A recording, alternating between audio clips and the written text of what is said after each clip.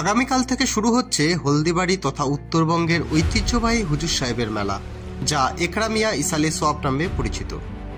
এই মেলায় লক্ষ লক্ষ মানুষের সমাগম ঘটে, ফলে পুণ্যার্থীদের যাতে যানবাহনের জন্য অসুবিধায় পড়তে না হয়, তাই যেমন স্পেশাল ট্রেনের ব্যবস্থা করেছে রেল দপ্তর, তেমনি সকলের সুবিধার্থে উত্তরবঙ্গ রাষ্ট্রীয় পরিবহন নিগমের পক্ষ থেকে চালানো হবে অতিরিক্ত বাস পরিষেবা।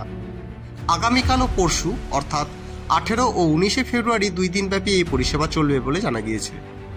75721 এই মেলা স্পেশাল ডিএমও ট্রেনটি রাত্রি 10:30 হলদিবাড়ি থেকে ছেড়ে জলপাইগুড়ি, রানীনগর, বেলাকবা, আমবাড়ি, ফালাকাটা হয়ে এনজিপি পৌঁছবে রাত 12:15 এবং রাত 2:15 আবার এনজিপি থেকে ছেড়ে আমবাড়ি, ফালাকাটা, বেলাকবা, রানীনগর, জলপাইগুড়ি হয়ে পুনরায় হলদিবাড়ি পৌঁছবে 4টায়।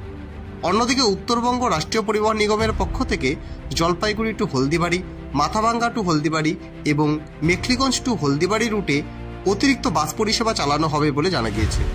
মেলা উপলক্ষে অতিরিক্ত বাস পরিষেবা এবং স্পেশাল ট্রেন পাওয়ায় স্বভাবতই খুশি একরা মিয়া ইসালে সব কমিটি ও মেলায় আসা পুণ্যার্থীরা। খুশি তো অবশ্যই, শুধু খুশি নয়, যারা পুণ্যার্থী আসবেন তাদের চলাচলের পক্ষে, যান চলাচল যাতায়াতের পক্ষে অনেক সুবিধা করে দিয়েছেন। আমরা ডিআরএম সাহেব, এরিয়া ম্যানেজার এবং এখানকার সাংসদ ডক্টর জয়ন্তরায়ের কাছে আমরা আবেদন জানিয়েছি। তার ফল আপনারা বুঝতে পারছেন। এবং উত্তরবঙ্গ স্টেট ট্রান্সপোর্ট থেকেও তারা অতিরিক্ত বাস দিয়েছেন। অবশ্যই যাত্রীরা যারা আগে অনেক উপকৃত হয়েছেন, আমরাও এটার জন্য খুব খুশি।